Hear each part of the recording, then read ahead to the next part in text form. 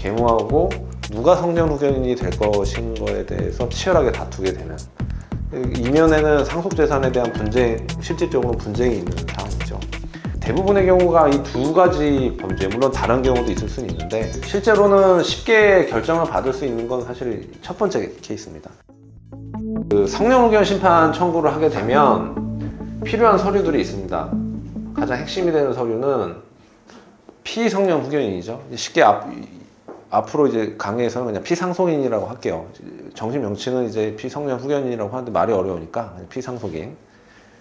그 피상속인의 정신 상태가 어떤 재산적 법률행위나 여러 가지 법률행위를 하기 많이 부족한 상태를 입증을 해야 되기 때문에 가장 필요한 서류는 이제 진단서하고 의무기록 사본을 내게 되는데, 그 법원에서 이제 요구하는 서류가 있어요. 진단서가 어떤 경우냐면은 제가 좀 법원에서 그대로 쓰는 문구를 그대로 설명을 드릴게요. 어떤 진단서를 원하냐면 피상속인의 증상이 고정되어 피상속인의 인지결핍 상태 또는 정신적 인지결핍 상태 또는 정신적 제약으로 인하여 사무 처리를 할 수 없는 상태에서 회복 가능성이 없다는 취지의 내용이 기재된 진단서를 발급받아서 제출하라고 요구를 합니다.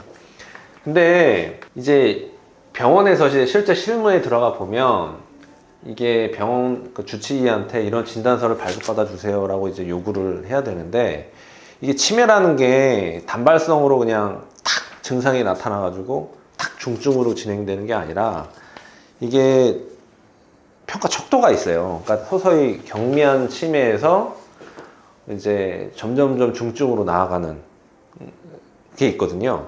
그래서 예를 들어서 이제 치매에 걸려갖고 요양병원에 들어갔는데 얼마 안 됐다. 그러면 이런 문구를 기재된 진단서를 발급해달라고 하면 경우에 따라서는 이거를 의사가 거부하는 경우가 있어요.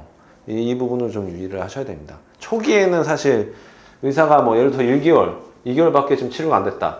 근데 이거를 의사가 그 사이에 진단을 하기는 어려운 부분이거든요. 이런 부분에서는 실제로 좀 주의를 하셔야 되는 부분이고, 이게 좀 오래됐다고 하면 의사한테 이런 거를 요구를 하면 대부분 발급을 해줍니다.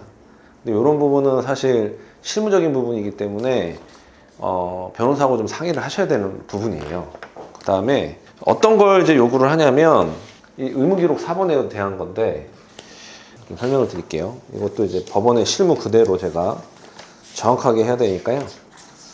그 의무기록 사본 중에 이제 구체적으로 보는 게 뭐냐면, 입원을 했을 경우에는 의무기록에 포함된 거예요. 간호기록지를 내라고 합니다.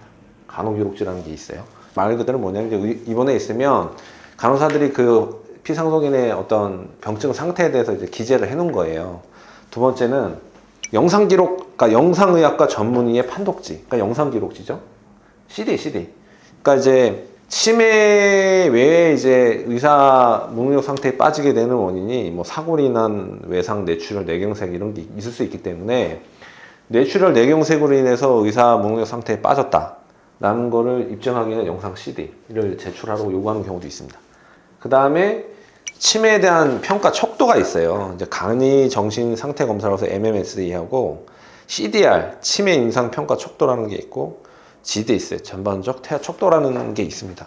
이게 대부분 이제 의무기록 사본을 떼보면, 왜냐하면 그 병원에서는 피상속인을 치료를 할 때 그 치매나 어떤 뇌에 관련된 병증에 대해서 치료를 할 때 방금 제가 말씀드렸던 MMSE, CDR, GDS 대부분 이 검사를 이 셋 중에 하나는 꼭 해요. 그렇기 때문에 요거와 관련된 자료도 같이 내주기를 원합니다. 그러니까 애초에 처음부터 변호사하고 의논을 하셔가지고 이런 자료를 내셔야 돼요. 근데 이 자료를 내는 이유가 뭐냐?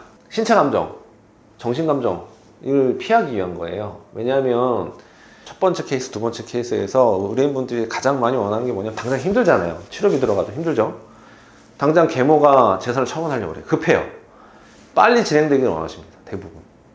근데 이거를 제대로 못 갖춰가지고 만약에 안 된다 그러면 법원에서는 감정하라고 합니다. 피상속인. 근데 감정을 하려고 하면 요양병원 누워있는데 감정이 쉽지 않아요. 어떻게 뭐 데리고 오고 어떻게 해요, 그것도. 제3의 기관에 가서 또 감정을 해야 되는데 그런 현실적인 어려움이 있기 때문에 이거를 제대로 준비하셔야지 감정을 피할 수가 있어요. 그래서 신체 감정 없이 성년 후견 심판에서 결정을 받기 위해서 이걸 내는 거예요. 법원에서도 굳이 신체 감정을 안 하고 이런 자료가 있으면 해줍니다. 그리고 이제 어떤 경우가 있냐면 이게 자료가 그러니까 예를 들어서 아까 제가 진단서 말씀드렸죠. 진단서가 이 문구가 아까 제가 말씀드린 이 문구가 제대로 안 들어가면 뭔가 좀 약간 좀 애매한 경우가 있을 수 있어요. 자료가 안비가 안 되는 경우가 있을 수 있는데 좀 해줘야 되겠다 그러면 피상속인을 좀 촬영을 한 동영상을 내라고 하기도 합니다. 피상속인 정신 상태를 확인하기 위해서 그 피상속인한테 이제 질문을 하는 거죠. 이름은 뭐고 나이는 어떻게 되고 오늘 날씨는 어떻고 요새 그러니까 의사 능력이 있는지 없는지 이 사람이 정신 상태가 어떤지 좀 확인하기 위해서 동영상을 내라고 하는 경우도 있어요. 그런 세세한 부분은 사실 변호사의 조력을 좀 받으셔야 될 필요가 있습니다. 본인이 하시기에는 어려움이 있어요. 뭘 어떻게 물어보고 어떻게 촬영해야 되는지 모르기 때문에. 그래서 세 번째로는 피상속인의 정신 상태를 확인할 수 있는 동영상을 내라고 할 수도 있습니다. 이거 사실 핵심 서류거든요. 그 외적으로는 이제 기본적으로 들어가야 되는 서류가 가족관계증명서, 기본증명서, 혼인관계증명서, 주민등록 초를. 그러니까 예를 들어서 이제 피상속인의. 그 다음에 이제 성년 후견이 되고자 하는 사람의 가족관계증명서 등등이 있습니다. 그 다음에 좀 이게 잘 모르시는 게 뭐가 있냐면 후견 등기사항 부존재 증명서라는 게 있는데 이거는 이제 성년 후견 청구인하고 사건 본인. 이게 뭐냐면 성년 후견을 청구하는 사람이 본인이 후견을 받고 있으면 안 되잖아요. 그 다음에 피상속인이 이미 후견인이 있으면 안 되니까 그 후견인이 없다는 걸 증명하는 서류예요. 이거는 이제 가정법원에 가셔가지고 발급을 받으셔야 되는데 이제 서울 같은 경우 서울 가정법원 가셔야 되고 근데 가까운 서울 동부지방법원에는 가면 발급이 안 됩니다. 가정법원이 있는 곳에 서울 동부지방법원 가정법원이 없잖아요. 예를 들어서 그래서 발급을 받으셔야 됩니다. 요걸 많이 물어보시고요. 그 다음에 이제 심판 청구라는 청구인의 신용정보 조회표가 있고요. 보수 수령 포기서가 있고 그 다음에 아까 제가 첫 번째 케이스가 이제 그 치료비를 부담하기 위해서 성년 후견을 청구한다고 했잖아요. 근데 상속인이 여러 명이 있으면 청구인 이외의 다른 상속인들 동의서, 그러니까 청구인을 성년 후견인으로 지정하는 거 동의한다. 동의서, 인감 도장 찍고 인감증명 첨부해서 내야 되는 거고요. 이런 거는 좀 변호사한테 도움을 받으셔야 되고, 그 다음에 재산 목록 같은 걸 정리를 해야 돼요. 그러니까 이게 이제 재산 목록하고 이제 사중 현황 설명서인데, 이제 이게 사실 이것도 핵심 정리를 좀 잘 해야 되는 게,